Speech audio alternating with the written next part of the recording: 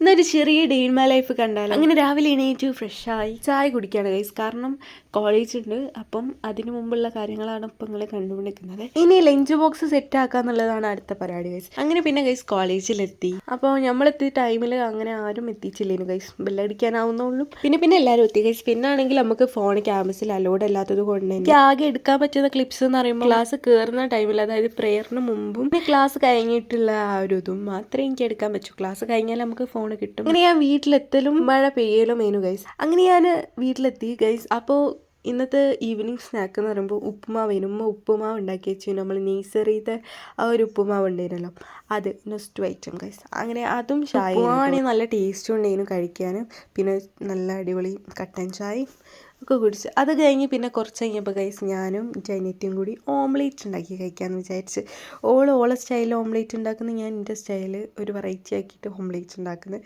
അങ്ങനെ നമ്മൾ രണ്ടാൾ ഇഷ്ടത്തിനനുസരിച്ച് ഇങ്ങനെ ഉണ്ടാക്കിയിരുന്നു. എൻ്റെ ഓംലേറ്റിൻ്റെ പ്രത്യേകത ഗൈസ്, ഞാൻ ഉരുളക്കിഴങ്ങ് പൊരിച്ചിട്ടാട്ടോ ഉണ്ടാക്കുന്നത്. ജനറ്റി ആണെങ്കിൽ ഇങ്ങനെ ഉരുളക്കിഴങ്ങ് ഇട്ടിക്കുന്നത്, പിന്നെ എന്തൊക്കെ മസാല. ഓളാണ് ഗൈസ് ആ പാന് ചൂടാവുന്നതിന് മുമ്പ് തന്നെ അങ്ങോട്ട് ഒഴിച്ചു കൊടുത്തിനു.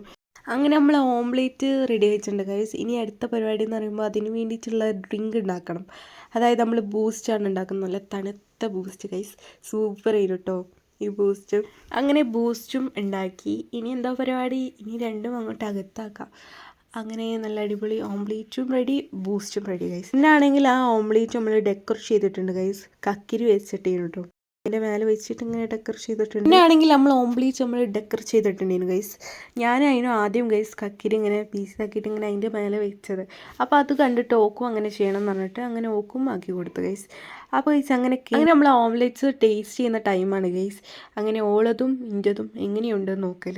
അങ്ങനെ ഓളതും ഞാനും ടേസ്റ്റ് ചെയ്ത് ഓളിൻ്റെതും ടേസ്റ്റ് ചെയ്ത് അങ്ങനെ രണ്ടാൾക്കും ഇഷ്ടപ്പെട്ടു ഗൈസ് ഓംലേറ്റ്. കുറച്ച് കഴിഞ്ഞപ്പോൾ ബാങ്ക് കൊടുത്ത് നിസ്കരിച്ച് അത് കഴിഞ്ഞ് പിന്നെ പഠിക്കാനിരുന്നു ഗൈസ്. ഒരു കുഞ്ഞ് ഡേ ഇൻ മൈ ലൈഫ് ഇഷ്ടപ്പെട്ടാൽ ലൈക്ക് ചെയ്യുക, സബ്സ്ക്രൈബ് ചെയ്യാത്തവരാണ് സബ്സ്ക്രൈബ് ചെയ്യുക.